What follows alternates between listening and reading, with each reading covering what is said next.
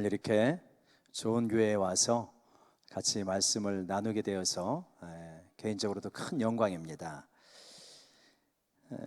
재직 청직이 헌신 예배인데 저는 이제 헌신에 맞는 내용, 결국은 헌신으로 귀결은 되어지지만 어떻게 우리가 성숙에 이룰 수 있을까 하는 차원으로 한 5가지 허들이라고 했습니다. 한 5가지 정도를 한번 집중적으로 생각해보는 그런 시간을 가졌으면 좋겠습니다. 그래서 그것이 우리의 어떤 신앙의 성장에도 도움이 되어지고 교회 생활에도 도움이 되어지고 또 인생에도 좀 더 풍성한 삶, 깊이 있는 삶으로 나아갈 수 있는데 도움이 될 수 있는 내용이다. 그렇게 좀 생각을 해서 이런 부분을 한번 나눠보도록 하겠습니다. 한번 잘 생각하면서 또 한번 깊이 있게 같이 적용하는 그런 시간이 되었으면 좋겠습니다. 우리 첫 번째 우리 PPT 보여주시고 우리 한번 같이 읽어볼까요? 시작. 삶은 어렵다. 여러분 가운데도 읽으신 분들이 많이 있겠지만 스캇 팩이라고 하는 사람이 아직도 가야 할 길이라고 하는 그 유명한 책을 썼는데 그게 이제 미국에서 오랫동안 스테디셀러가 됐다 그래요. 근데 그 아직도 가야 할 길의 첫 번째 문장이 이거예요. Life is difficult. 인생은 고해다. 삶은 어렵다라고 하는 것이죠. 삶은 왜 어렵게 됐을까? 세상 사람들은 여러 가지 이야기를 하지만 성경은 굉장히 명확하게 삶이 어렵게 된 이유를 말합니다. 왜 그렇다 그러죠? 하나님 앞에서 범죄하여서 에덴 동산에서 쫓겨나게 됐기 때문에, 그렇기 때문에 삶이 어려울 수밖에 없는 것이죠. 창세기 3장 17절부터 19절을 보게 되면 땅이 저주를 받았다. 그리고 네가 평생에 수고해야 그 소산을 먹을 것이다. 땅이 가시덤불과 엉겅퀴를 낼 것이다. 그러니까 삶이 어려울 수밖에 없죠. 저희 교회도 이제 앞에 정원이 조금 있는데 거기 보면은 그 정원에 이 풀이 이렇게 계속해서 이렇게 솟아나요. 그래서 저희는 1년에 2번 정도 모여가지고 잡초 제거합니다. 풀 깎는 시간 갖습니다. 이렇게 모이라고 하거든요. 그럴 때마다 그걸 이제 깎으면서 그런 생각이 드는 거예요. 아니 가만히 놔두면 잔디가 이쁘게 자라면 얼마나 좋은가. 거기서 그냥 굳이 그렇게 돌도 올라오고 가시도 올라오고 아무튼 쓸모없는 잡초도 올라오고 그런 것들이 계속 그러는 거예요. 그러니까 성경이 말씀하고 있는 그대로 엉겅퀴와 가시와 이런 것들이 나오는 환경을 우리가 살아가고 있으니까 자연 환경뿐만 아니라 사람의 마음도 마찬가지다. 사람의 마음도 가만 놔두면 옥토가 되어지면 얼마나 좋습니까? 가만 놔두면 이게 그냥 엉터리 밭이 돼버리는 거예요. 그러니까 지금 내 밭이 옥토다 한 사람은 굉장히 애를 많이 써온 거죠. 그래서 옥토가 되는 거죠.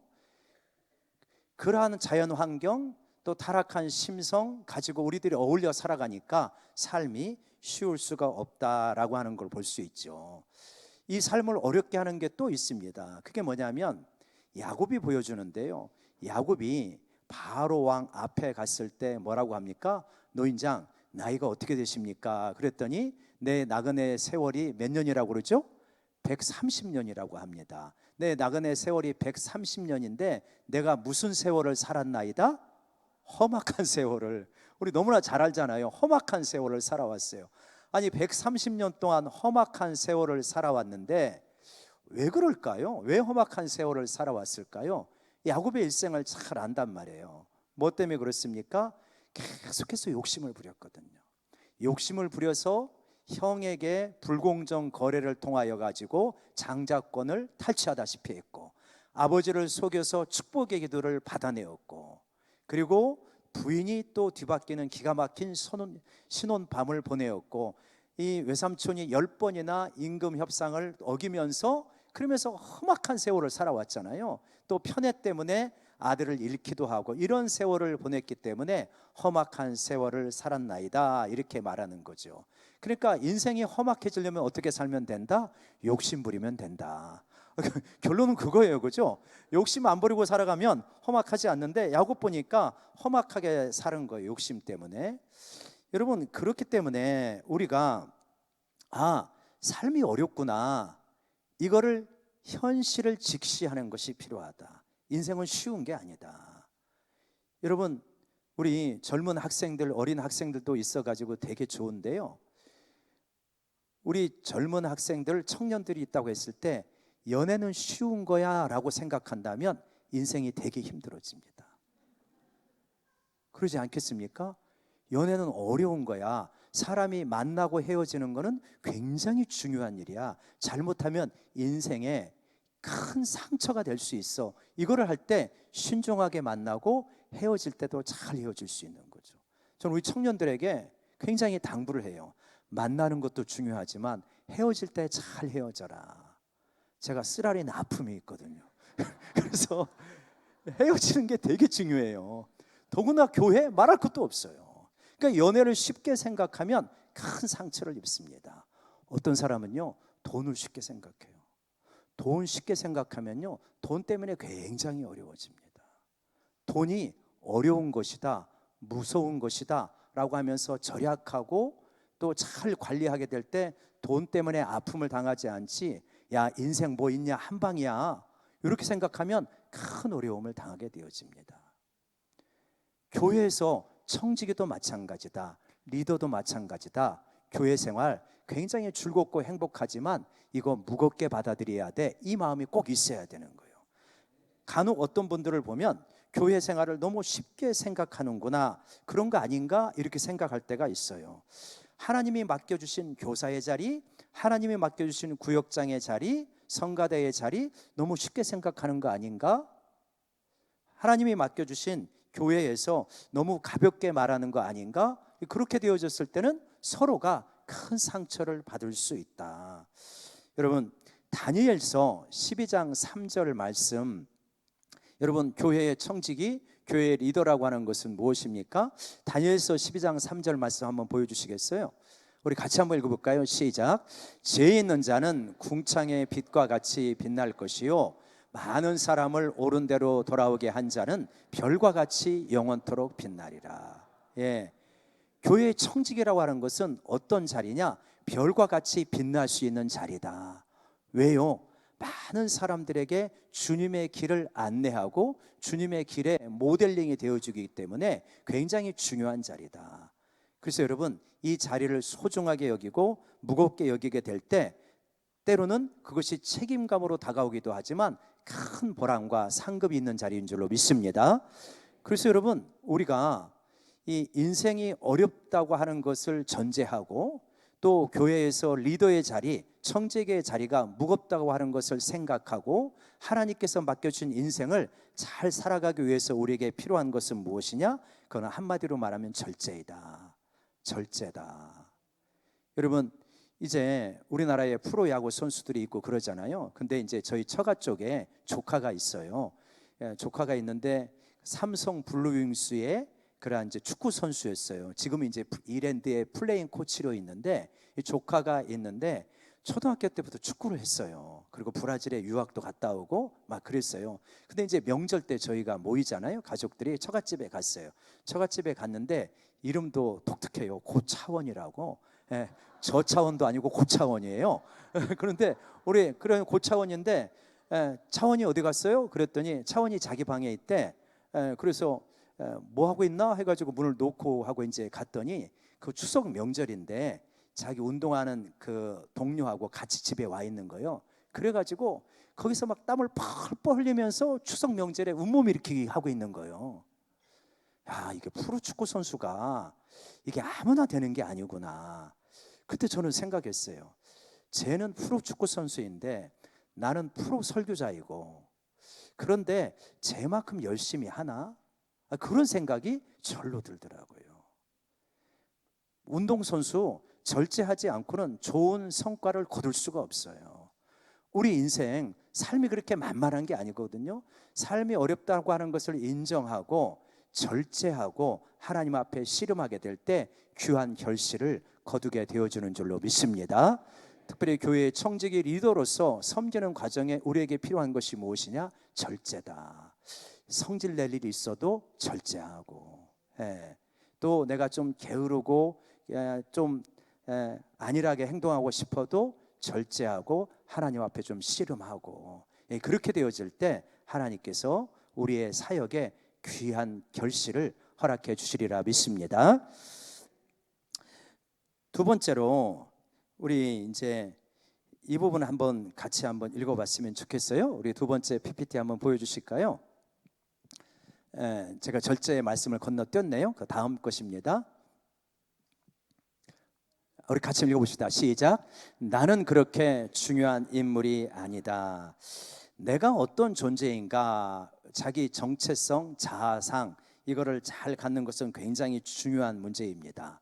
전문가들이 한결같이 말하는 것이 있어요. 뭐냐면 우리 젊은 엄마들도 많은데, 우리 자녀들에게 물려줄 수 있는 최고의 유산은 무엇인가 라고 했을 때 건강한 자아상, 그리고 건전한 자존감, 이렇게 말을 해요.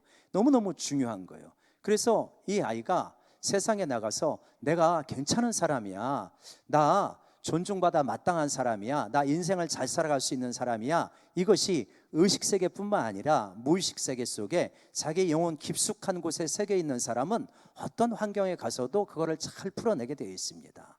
그런데 의식세계 속에서는 나 괜찮은 사람이야, 그런 것을 많이 되뇌인다 할지라도 이 무의식 세계 속에서, 자기의 잠재의식 세계 속에서 나는 못났다고 하는 생각을 가지고 있으면 그 인생은 갈수록 찌그러질 수밖에 없어요. 참 안타깝지만 그렇습니다. 많은 유산 남겨놔도 소용없어요. 많이 배워도 별로 효과 없습니다. 진짜 내가 나를 어떻게 생각하느냐 하는 것은 굉장히 중요한 문제이다. 그래서 자존감이 약해지면 오히려 자존심만 세진다, 이렇게 말하는 거죠. 혹시 우리 가운데 그런 분이 있을 수 있어요. 누가 한마디 하면 그렇게 듣기가 힘들어요. 분명히 목사님이, 장로님이, 권사님이, 선생님이 좋은 의도로 말한 것이다 라고 이해는 되는데, 머리로 이해는 되는데 마음으로 이해가 안 되니까 이불킥을 하고 있는 거예요. 지가 뭔데 나한테 그런 이야기를 해, 이런 생각이 그냥 불쑥불쑥 솟아나오는 거예요. 이게 되게 힘들어집니다. 여러분, 교회에서 청지기로, 리더로, 교사로 섬긴다고 하는 것은 자존심 상할 일들이 많이 있는 거거든요. 그런 게 없을 수가 없어요. 개인적으로 어저께는 조금 이렇게 마음이 좀 울적한 날이더라고요. 그거 왜 그러냐? 아니, 어제는 교회에 대한 피드백을 3명한테 드렸는데 한결같이 부정적이에요. 좀 좋은 이야기 좀 해주지. 부정적인 피드백만 딱딱딱 들어오고 나니까, 그러고 나서 이렇게 왔는데 마음이 칼칼하고 힘들어요. 그러면 어떻게 해야 됩니까, 여러분? 이게 굉장히 좋은 방식이 있는데요. 하나님 앞에 자기 전에 엎드려서 탄식하며 기도하는 것입니다. 내용을 많이 말할 필요 없어요. 하나님은 다 아시니까, 하나님, 힘들어 죽겠어요. 하나님 속상해요. 내일 어떻게 하죠? 내일 은혜로운 말씀을 전해야 되는데 제 마음이 칼칼하고 바닥을 치고 있습니다. 주여 불쌍히 여겨주십시오. 그러면서요, 간절하게 기도하고 그리고 자면 돼요. 기도하는 순간에 하나님이 뒤집어 주는 게 아니더라고요. 제 경험으로는. 그렇게 기도하고 자잖아요, 밤사이에 성령님이 역사하십니다. 이게 참 신비해요. 어떻게 그러는지 모르겠어요. 그러니까 밤사이에 성령님이 역사해서 아침에 또 기도를 하는데, 그런데 이 기도와 또 여러 가지 일상 속에서 벌어지는 일을 통하여서 마음이 확 새로워지는 거예요. 새 힘이 솟아나는 거예요. 그리고 여러분 가운데서 나는 그러고 싶지 않은데 참 이렇게 교회를 하다 보니까 마음 상한 일들이 참 생긴다. 제가 얼굴을 보니까 여러분 교회는 안 그럴 것 같긴 해요.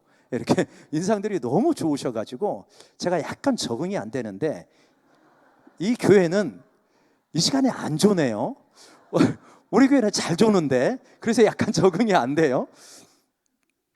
여러분은 그럴 것 같지는 않습니다만 실제로 그런 일이 어떻게 없을 수 있겠어요. 그랬을 때 중요한 게 있다. 그랬을 때 사람하고 이야기하기 전에 하나님 앞에 간절하게 부르짖고 그리고 나서 하나님께 맡기고 자면요, 성령님께서 우리의 마음을 회복시켜 주시는 줄로 믿습니다. 그 역사가 일어나요. 하나님께서 우리가 이제 두 가지가 균형을 이루어야 되는데, 하나는 내가 소중하다는 것과 하나는 내가 그렇게 중요한 인물이 아니다라고 하는 두 가지 측면의 균형을 이루어야 된다. 또 어떤 사람들은 너무 자기 자신을 하찮게 여겨요. 그것도 굉장히 문제입니다. 스바냐서 3장 17절에 너의 하나님 여호와가 너희 가운데 계시니 그는 구원을 베푸실 전능자이라. 그가 너로 말미암아 무엇을 이기지 못하시며 기쁨을 이기지 못하시며. 하나님께서 나를 보고, 하나님 어떻게 나를 보시면서 천지를 만드신 하나님, 이 어마어마한 우주를 만드신 하나님, 이 우주의 그 놀라운 지혜로 질서를 만드신 하나님께서 어떻게 나를 보면서 기쁨을 이기지 못하실까? 이거 생각할 때마다 감격이 있는 거예요. 그래서 자존감이 약하고 많이 위축되고 그럴 때마다 힘을 주는 말씀을 내 영혼에 선포해 줘야 됩니다. 이거를 찬양하면서 하나님께서 나를 보시면서 기쁨을 이기지 못하시고 나를 잠잠히 사랑하시고 내 안에 기뻐 머무시는구나. 십자가를 바라볼 때 자기 생명을 바치면서까지 생명을 아까워하지 아니하시고 자기 생명을 바칠 정도로 나를 사랑하셨구나. 이거를 내 영혼에 선포하게 되어질 때 내 안에서 적절한 나 자신에 대한 자부심과 자존감이 세워지게 되는 것이죠. 이런 부분이 우리에게 꼭 필요합니다. 그런데 이런 것만 있는 게 아니에요. 근데 이거를 정상적으로 받아들이면요, 하나님의 사랑은 신비합니다. 어떤 게 있냐면 확산성이 있어요. 그래서 내가 하나님의 사랑을 깊이 깨닫게 되어지잖아요. 희한하게도 성령님께서 즉각적으로 깨닫게 해주시는 게 있는데, 그게 뭐냐면 내가 이렇게 사랑을 받고 내가 이렇게 하나님 앞에 소중하다면, 그러면 내 곁에 있는 저 사람도 그렇게 소중한 거네. 이게 자연스럽게 흘러가게 되어 있어요. 하나님이 나를 얼마나 사랑하시는지는 알아요. 그런데 나는 곁에 있는 사람의 사랑이 안 흘러가면 이거 뭐가 문제가 있는 거예요. 내 안에 심각한 문제가 있거나 혹은 사랑을 제대로 받지 못했거나 그런 것이죠. 이 시대의 문제는 뭐냐면 나르시즘의 문제이거든요. 너무 자기애적인 성향이 강해요. 그래서 그냥 오직 그 나를 소중하게 여기고 나를 떠받들면서 살아가기 때문에 이게 내가 우상이 돼가지고 많은 아픔과 상처들이 나오게 되어지는 거거든요. 여러분, 우리가 그런데 이런 과정에 꼭 배워야 될 것은 뭐냐면 나는 그렇게 중요한 인물은 아니다. 한 측면은 하나님 앞에서 나는 너무나 소중한 존재이다. 독생자를 내어주실 정도로 그만큼 절대적인 사랑을 받고 있는 존재이다. 이거 오케이.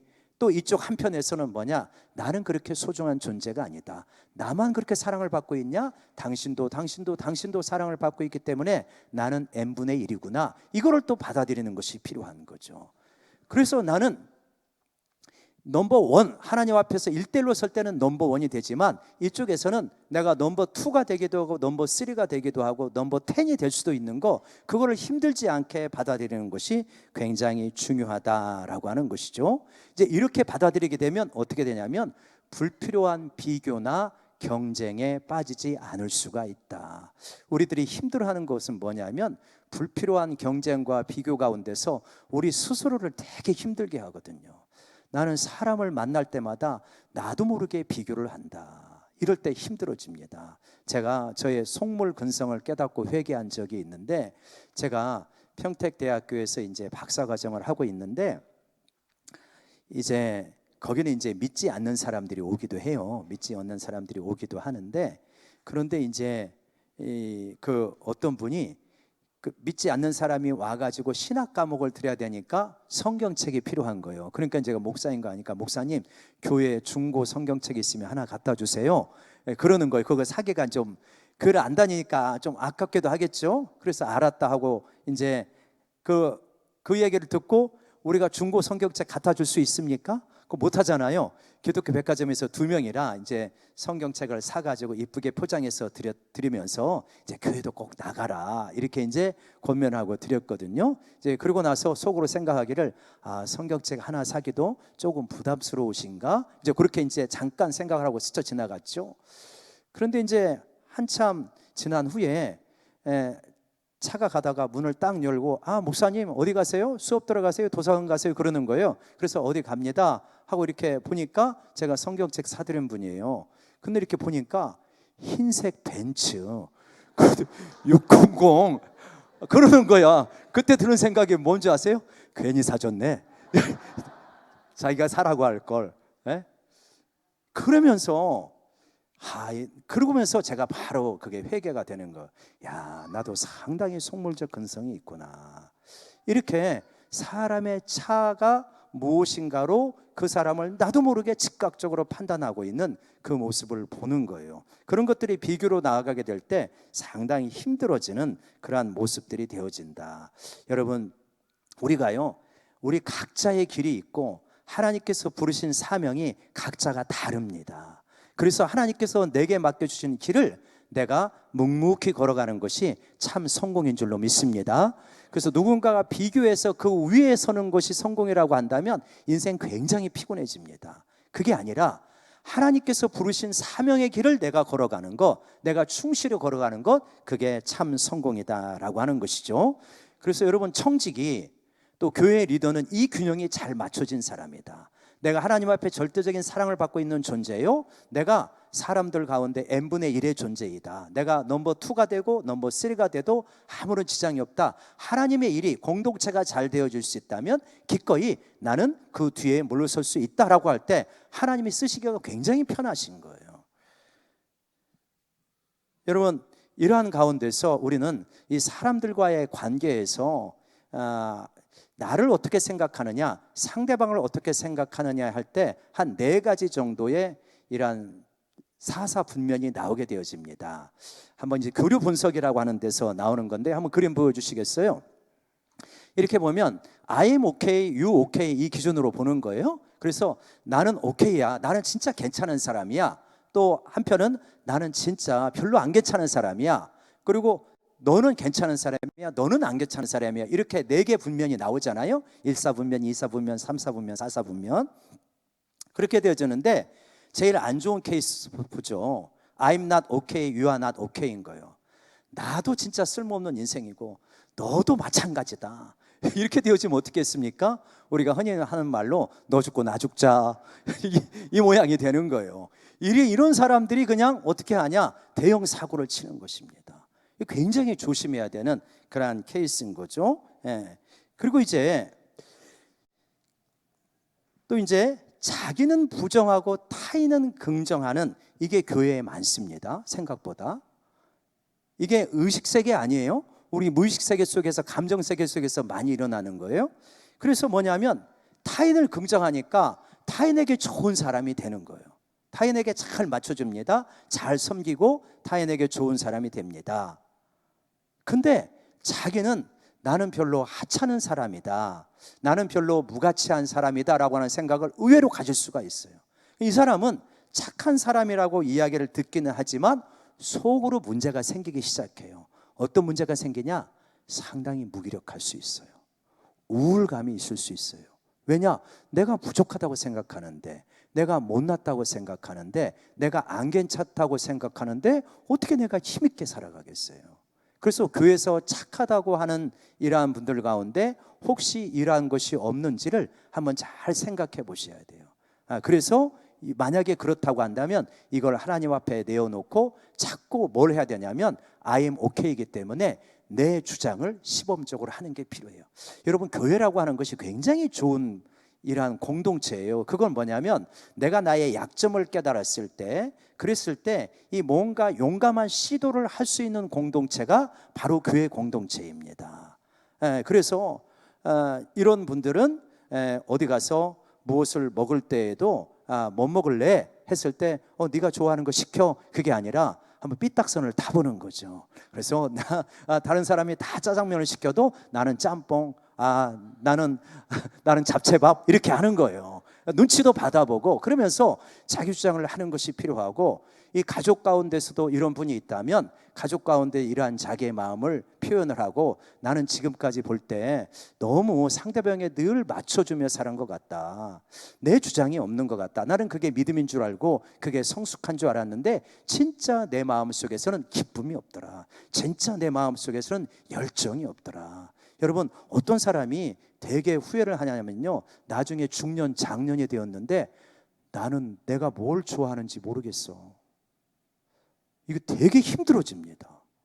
자기 인생을 안 살아왔거든요. 전부 맞춰오고 살아왔어. 그래서 어떤 부인은 남편에게 모든 것을 맞추고 살아왔어. 그렇기 때문에 이제 엄마 인생을 살아봐. 엄마 하고 싶은 게 없어. 엄마 뭐라도 한번 해봐. 하고 싶은 게 없어. 야, 이거 이제 인생 참 피곤해지는 거거든요. 하나님이 우리에게 그렇게 사는 걸 원치 않아요.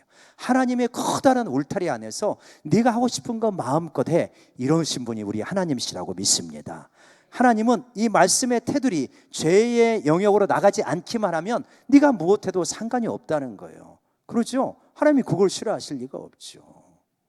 그래서 혹시 I'm not okay, you are okay, 나는 모든 걸 당신에게 맡기고 당신의 뜻을 살아갑니다, 뜻을 따라 살아갑니다, 주님의 뜻을 따라 살아가는 건 상관이 없지만 다른 사람의 뜻을 따라 살아가게 되면은 상당한 내적인 문제가 생길 수밖에 없습니다. 이 평화는 진정한 평화가 아니에요. 반대가 있어요. 반대는 뭐냐면 교회에서 목소리 큰 사람들 가운데 이런 분들이 가끔 있습니다. I'm okay, you are not okay야. 나는 거의 대부분 오라, 너는 틀릴 때가 많아, 이런 것입니다. 이러면 이제 힘들어져요. 제가 안양에 있는 친구 목사님 교회를 갔는데 이 친구가 그런 유형이에요. 그래갖고 이제 제가 갔는데 약간 늦었는가 봐요. 왜 늦었어? 박 목사 그러더라고. 그 안양 입구에 거기가 차가 그때 많이 막혔어요. 그래서 차가 그 입구에서 많이 막혔어. 그러니까 안 막힌다는 거야. 거기는 안 막히는데 왜 막히냐는 거야.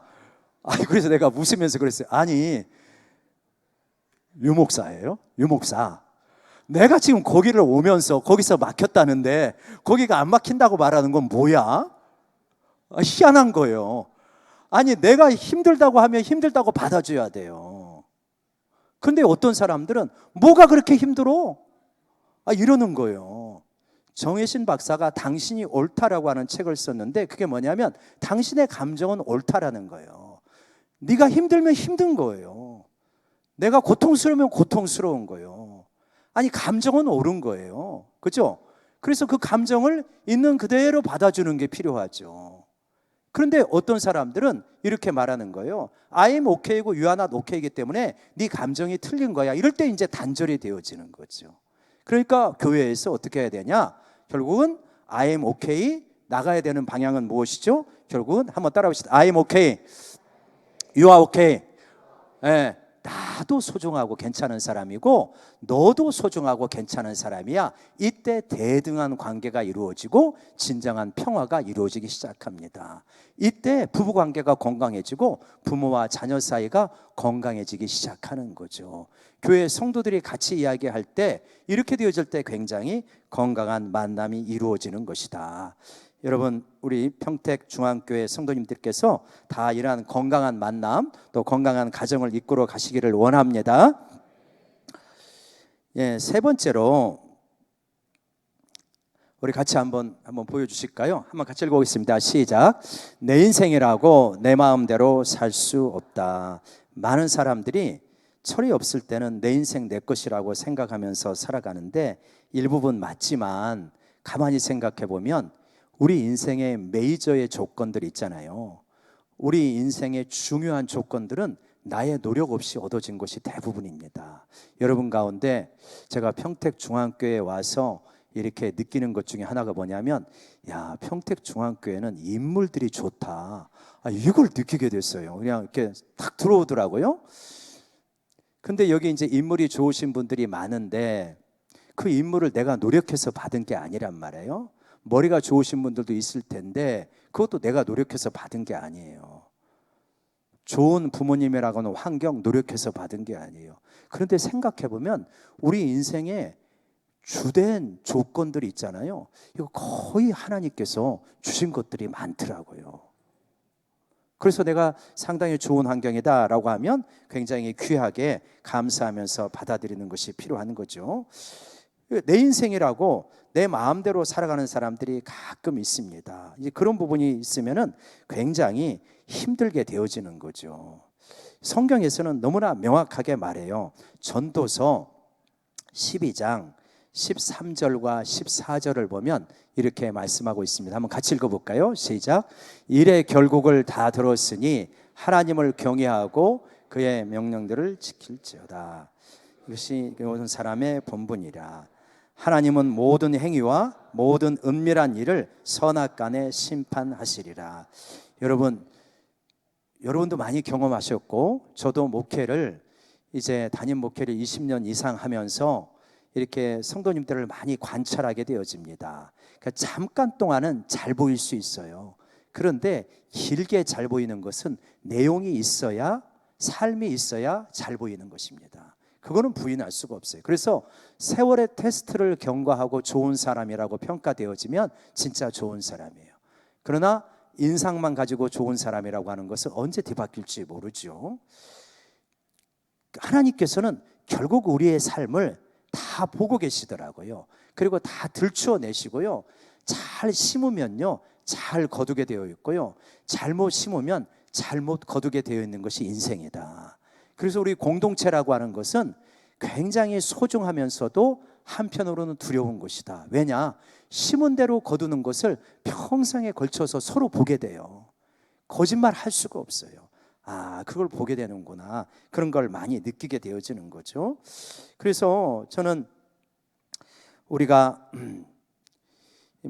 저희 교회에서도 좋은 케이스도 있고 안 좋은 케이스도 있고 그러는데요. 이렇게 보니까 우리 이제 교회에 두 분 원로 장로님이 계시는데, 두 분 원로 장로님이 계시면서 교회를 이끌어 오셨는데, 우리 두 분 원로 장로님에 대해서 어떤 분들은 존경하지만 어떤 분들은 좀 너무 딱딱하시다, 너무 신앙이 보수적이다, 이렇게 이제 말씀하시는 분들도 종종 있어요.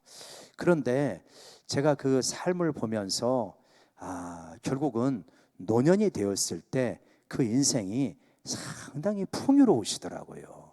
이게 뭐냐면, 우리 희한하게 우리 교회는 외부에서 좋은 청년이 오잖아요.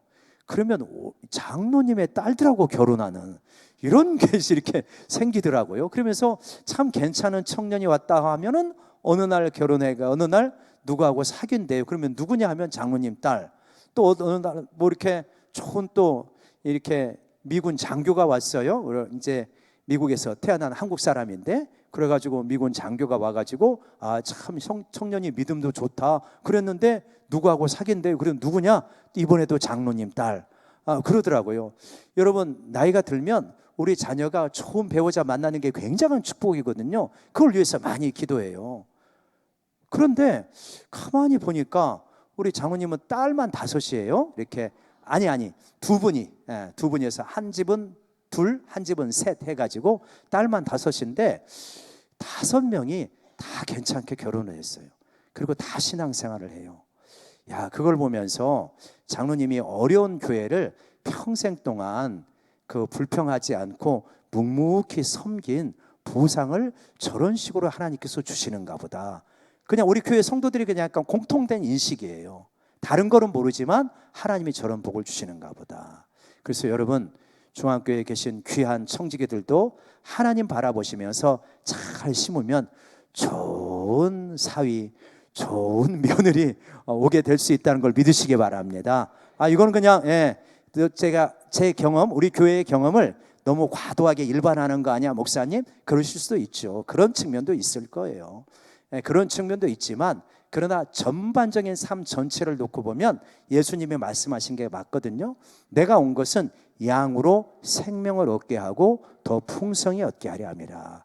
그래서 주님을 믿고 누가 알든 모르든, 칭찬을 받든 안 받든, 오해를 받든 안 받든, 내가 하나님 바라보면서 하나님이 주시는 은혜가 너무나 크기 때문에, 그분의 사랑이 너무 크기 때문에 나는 묵묵히 눈물을 흘리면서라도 씨를 뿌리겠습니다, 이러면서 계속 뿌리시잖아요. 여러분, 많이 거둡니다. 믿으시기 바랍니다.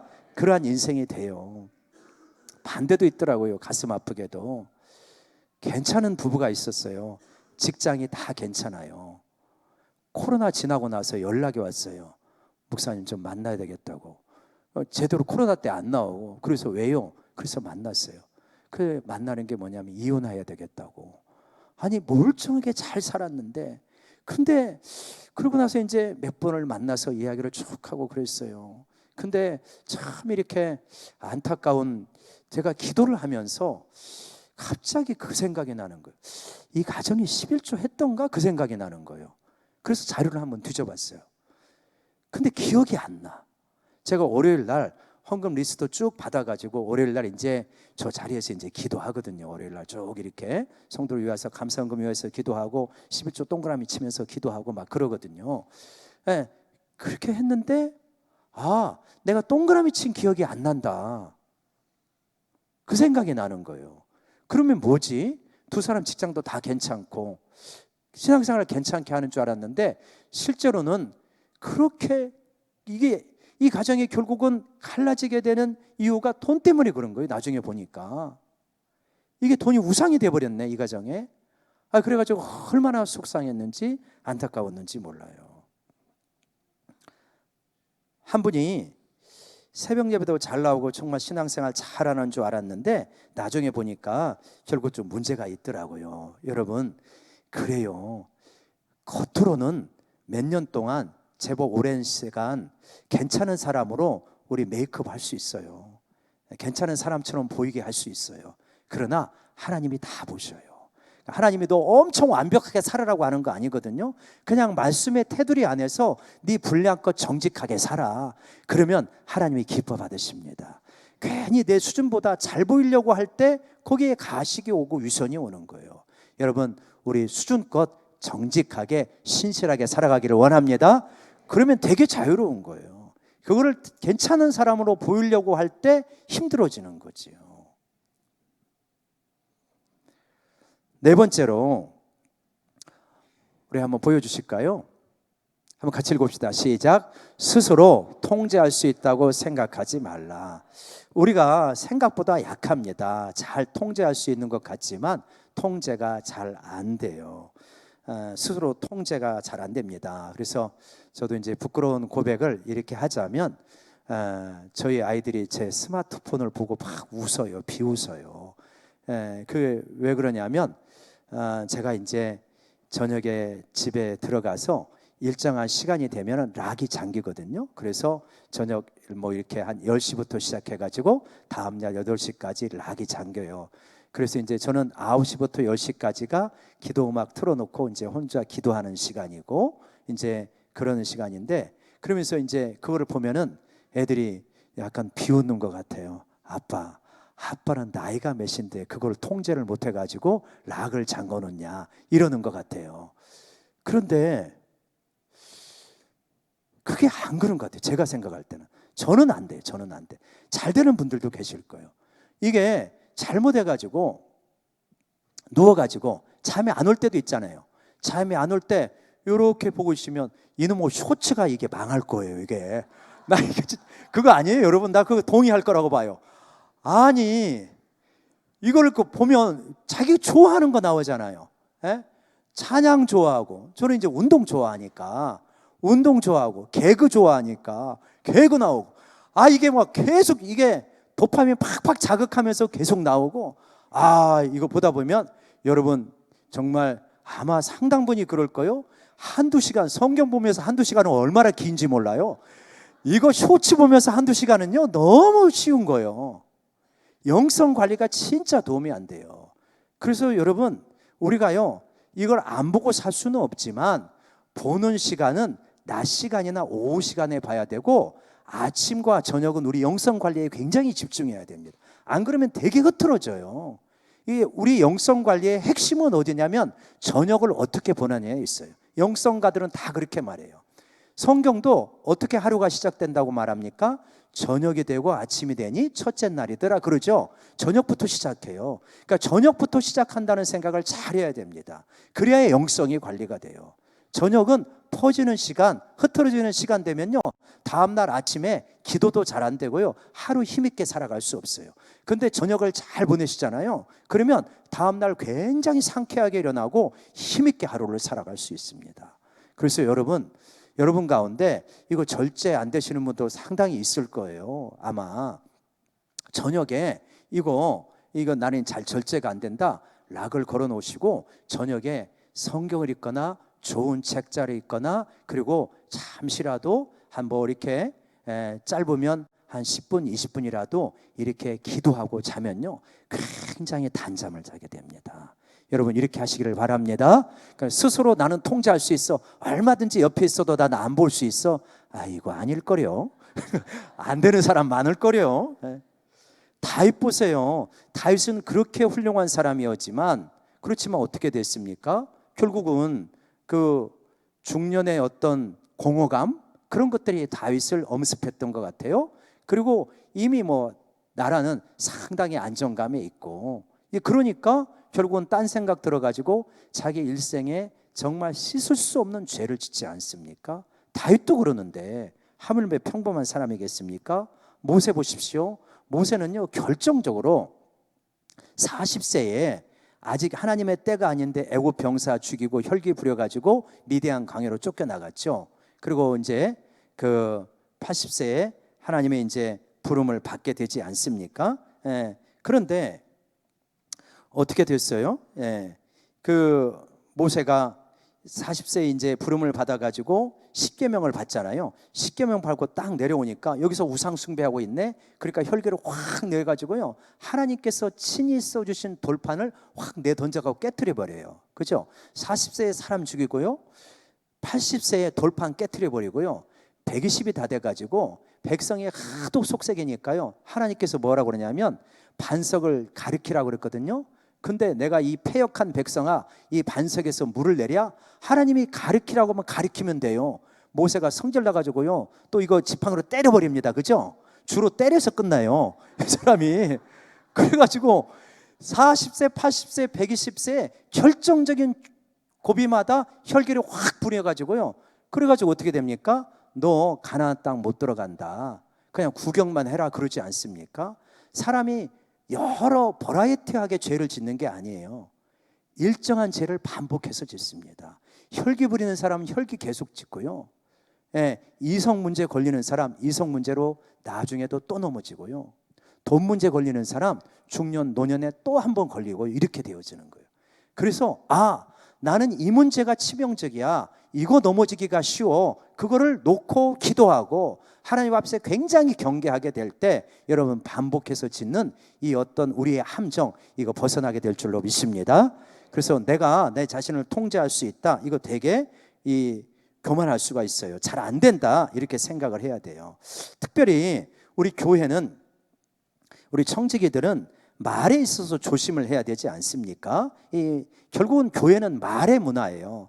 말을 이쁘게 하면 그 교회가 예쁜 교회가 되는 거고요. 말을 함부로 하면 그 교회는 굉장히 어려운 교회가 되어집니다. 그런데 제가 이제 말에 대해서 고민을 많이 했는데 경험적으로 보니까 아무튼 이래요. 비폭력 대화라고 하는 책을 쓴 분이 있는데 그 비폭력 대화에서 저자는 뭐라고 말하냐면 우리의 대화가 얼마나 폭력적인지 비폭력적인 대화는 외국어 배우는 거하고 똑같다 이렇게 말을 합니다. 그러니까 우리 대화가 저는 그 말 자체가 굉장히 도전이 되었어요. 그래서 제가 그 이야기를 듣고 집에서 굉장히 주의를 해요.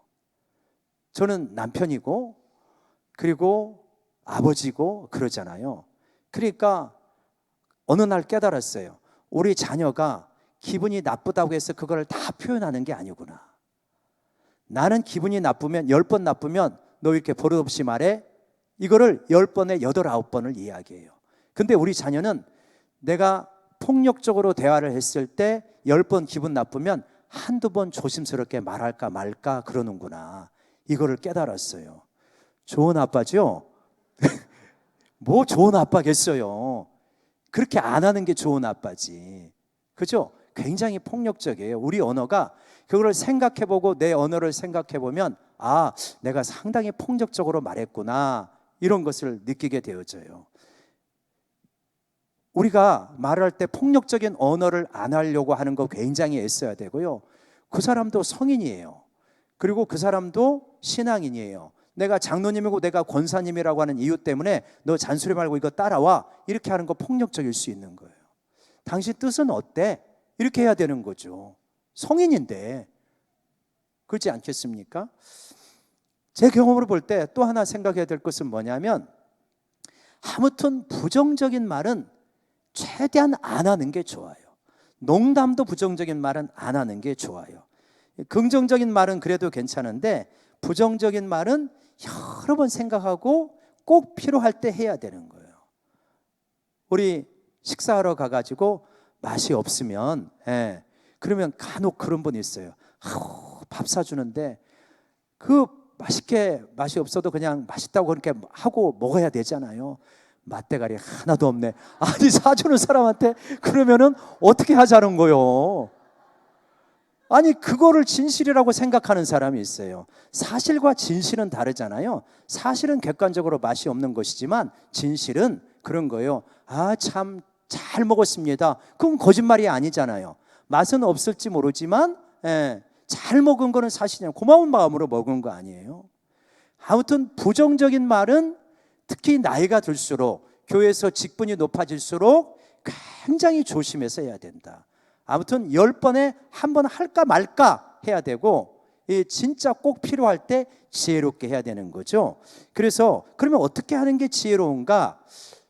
이런 그 쇼츠도 돌아다니더라고요. 근데 제가 이 강연을 듣다가 근데 저는 쇼츠 보고 한 건 아니고요. 옛날에 이분 강연을 듣다가 저거 메모해야지라고 했어요. 근데 나중에 돌아다니더라고요. 한번 보여주실래요? 정치인 가운데 옛날에 이것이 없기로 유명한 정치인 있잖아요. 말 잘하시는 분. 이분이 있었는데, 이분이 말을 그렇게 옳은 말인데 참 네 가지 없이 한다, 이런 평판이 있으니까 고민이 됐는가 봐요. 누구하고 의논을 하는데 그분이 자기한테 3가지 팁을 주었대요. 그때부터 자기가 이거를 생각하면서 한다고 그러더라고요. 그 첫 번째 팁이 이것입니다. 말을 할 때 정말 당신이 하려고 하는 말이 진짜 옳은가 한번 생각해 봐라. 진짜 옳으냐? 이 음식점 맛이 별로네, 맛이 없네, 이 말이 진짜 옳은가 한번 생각해 봐라. 근데 이게 꼭 그런가? 내 생각 아니야? 저 사람은 다르게 생각할 수도 있을 텐데, 그런 게 많이 있거든요. 진짜 옳은가 생각해 봐라. 두 번째로, 그 말이 지금 꼭 해야 되는 자리냐? 이 말이 정말 옳으냐?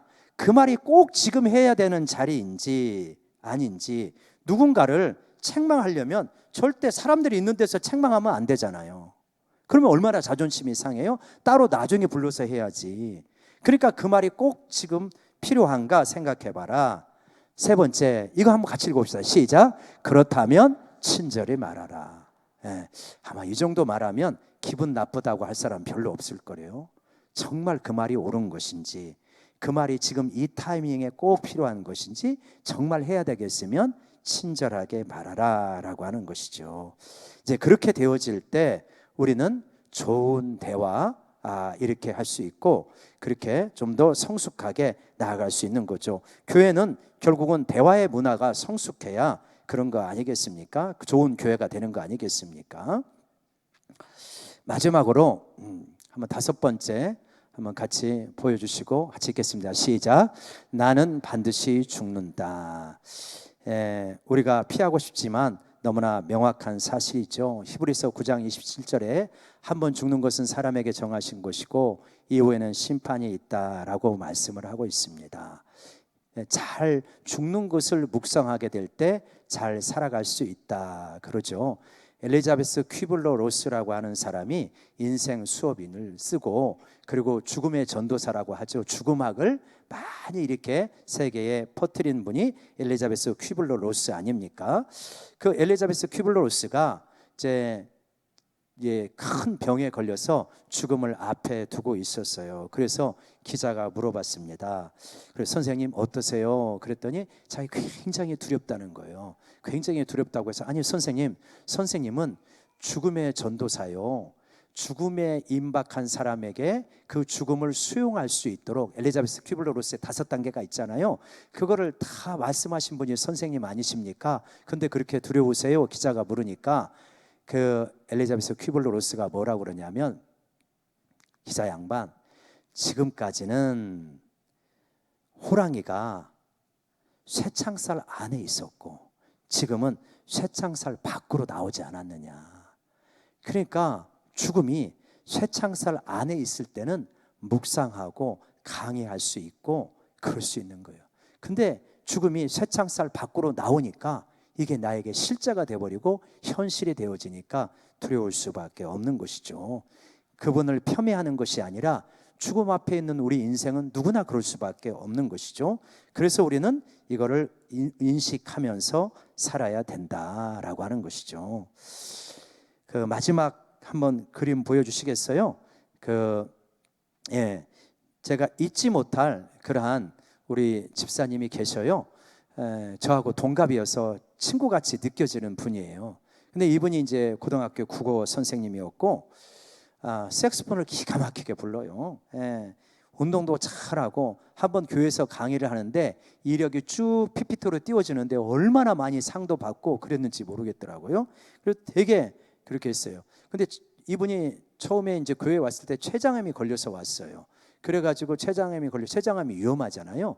그러니까 이제 간절히 기도하고 치료도 잘 받고 수술도 하고 그래갖고 깨끗하게 아니고 치료를 받고 회복되어 가지고 이제 그랬는데, 그렇게 수술 받기 전까지는 그렇게 교회를 잘 나오다가 이게 회복되어지니까 다시 뜨문뜨문 나오기 시작하고, 그러면서 또 한참 안 나왔어요.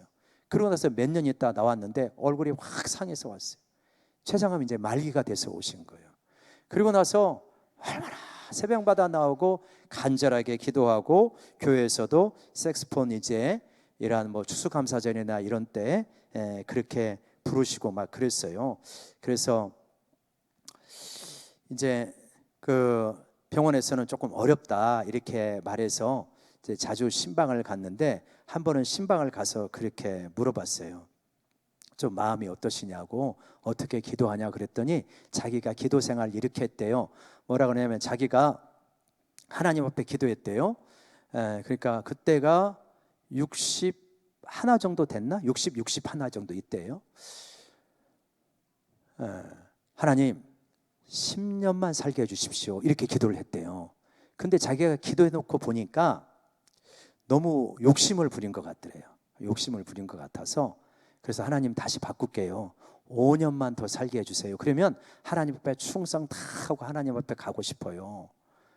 그랬는데 그 기도도 돌아서서 보니까 그것도 또 욕심을 부린 것 같더래요. 그래서 바꿨대요. 그래서 얼마로 기도했어요? 그랬더니 2년으로 기도했대요. 하나님 2년만 더 살게 해주세요. 그리고 하나님 앞에 가게 해주세요. 그래서 왜요? 그랬더니 하나님 앞에 가는데 자기는 고등학교 국어 교사고 또 이제 유명한 강사고 그 계통에서, 그렇기 때문에 너무 자기를 위해서 많이 살아왔다는, 그러니까 하나님 앞에 간다는 확신이 있는데 너무 하나님 앞에 한 것이 없다. 그래서 좀 마음껏 그 일 좀 하고 가고 싶다. 그래서 2년만 더 살게 해달라고 그렇게 기도했다고 하시더라고요. 하나님이 2년의 세월을 허락해 주시지 않으시더라고요. 그리고 나서 몇 개월 있다가 소천하셨습니다. 저는 그 친구 집사님을 생각하면서 그런 생각을 해요. 2년이라고 하는 세월이 우리에게 얼마나 후다닥 지나가는 세월인가. 조금 상처받아 가지고 주저앉아 있으면 2년 금방 지나갑니다. 엄벙덤벙 하다가 금방 지나가고요. 조금 취미생활 빠져가지고 그거 빠졌으면 2년 금방 지나가 버려요.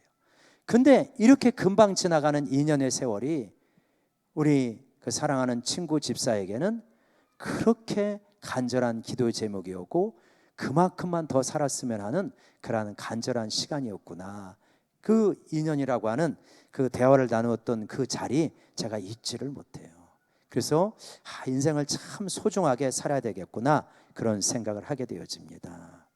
여러분, 전도서 9장 10절 말씀 한번 같이 읽어볼까요? 전도서 9장 10절입니다. 시작. 내 손이 이를 얻는 대로 힘을 다하여 할지어다.